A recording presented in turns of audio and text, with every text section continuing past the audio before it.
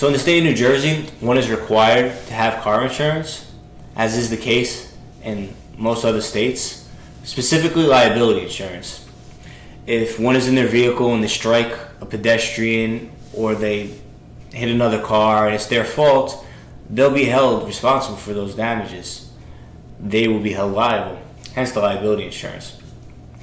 Now, liability insurance can be broken down by these three numbers.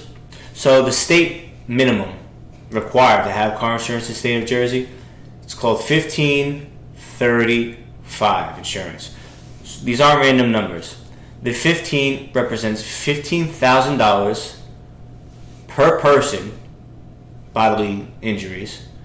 30,000 is the max per accident they will pay out for bodily injuries to the other party, and the 5,000 is property damage to the other party. So, for example, you strike a caravan with your Camry, you hit 3 people. Every one of them goes to the hospital. So, the max the insurance company will pay based on that policy is $15,000 per person.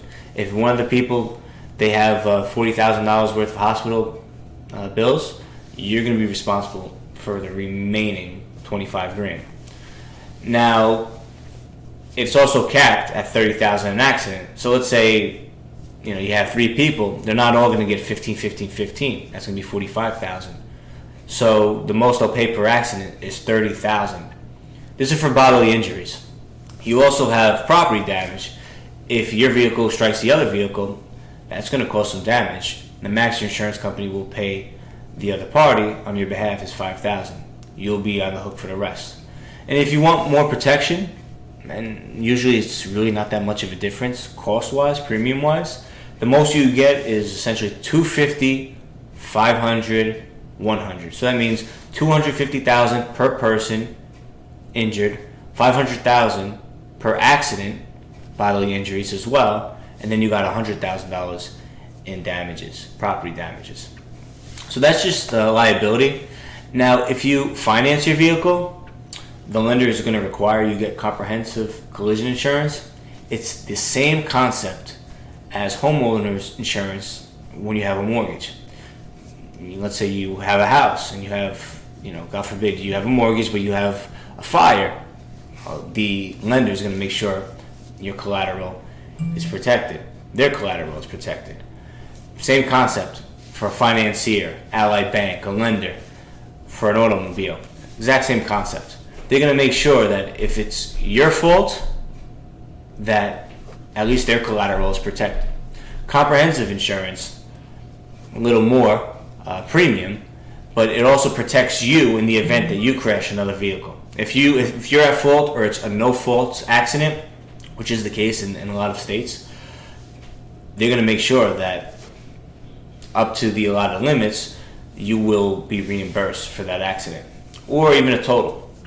Now, collision is different than comprehensive. So comprehensive is vehicle-on-vehicle accidents, property damage, where you got collision is essentially everything besides vehicle-on-vehicle collisions. Collision could be, let's say, a fire. It could be vandalism. It could be an animal. God forbid you hit a deer in the street and it causes damage. The poor animal causes damages to your vehicle. You didn't hit the deer, according to the insurance company. The deer hit you. So that's going to be covered in collision.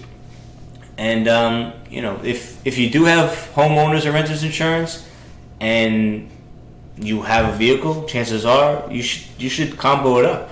You should combine the policies, or at least look, for brokers like we do, who at least try to combine the policies for maximum savings, 15, 20%, even more.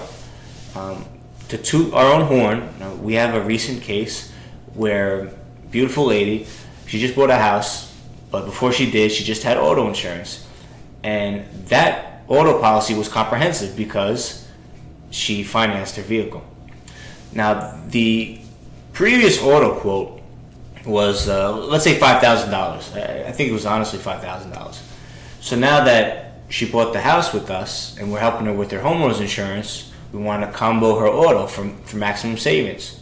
So we gave her the same coverage, whatever she had coverage-wise, We didn't, lower anything. I think we got her PIP, which is personal injury protection.